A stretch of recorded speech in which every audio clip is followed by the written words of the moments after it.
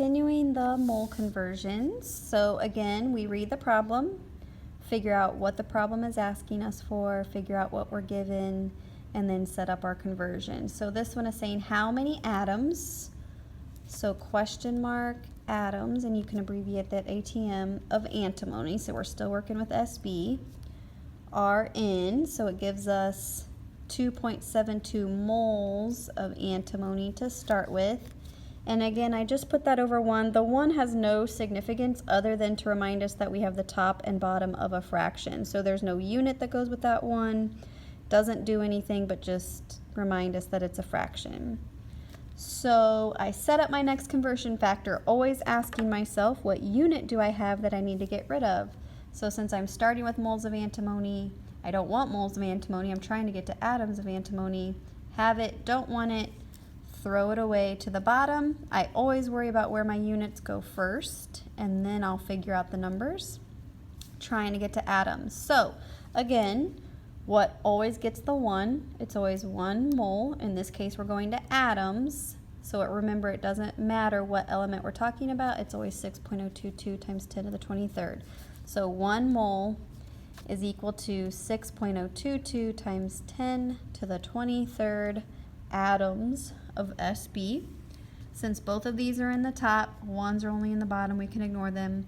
We're going to take 2.72 times 6.022 times 10 to the 23rd. Now remember, your best friend on the calculator is the EE button if you have it. So you would type in 2.72 times 6.022, hit the EE button, 23.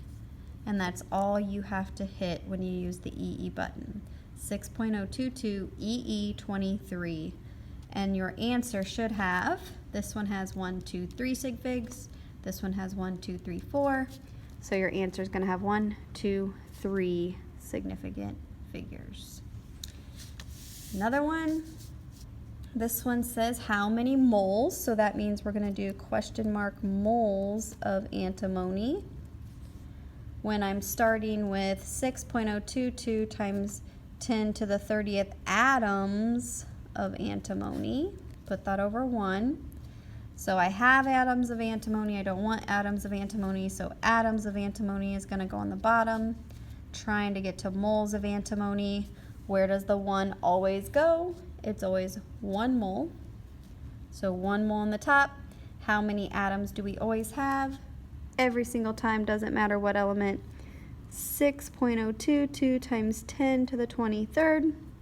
So this time, I have this in the top, this one's in the bottom. So I'm going to take 6.022 EE30 divided by 6.022 EE23. And this time my answer is going to have 4 sig figs because both of my numbers have 4 significant figures in them.